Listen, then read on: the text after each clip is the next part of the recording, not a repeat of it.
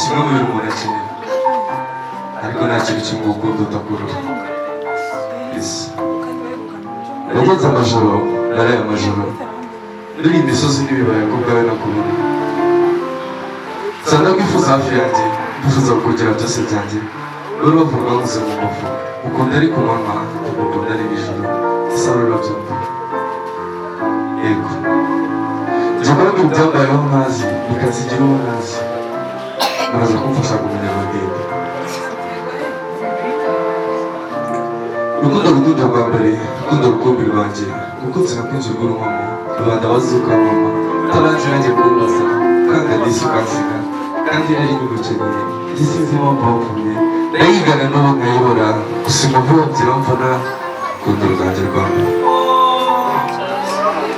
Ibuka bwa mbere ukinsanga, wansanze njyenyine nigunze, ukunzwe n'abeza barabawe, surangura bangaje aransanga, umuzanuje niba unkunda ngira ngo numve ko ari wowe.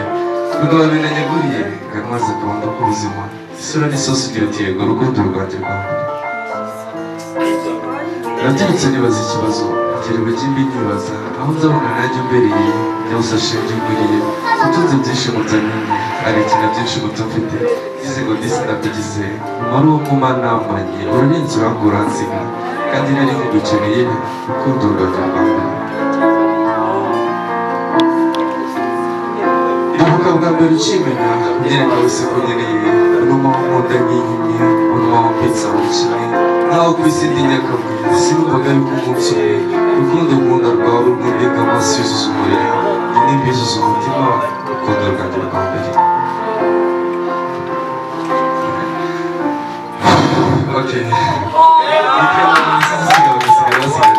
basigarirwa bakaza bansanga bakansanga ibyishimo umutima akora ndi muzira rwango ndi muzira rugomo n'ibyo bidahagije ntitwabazizana murakoze cyane.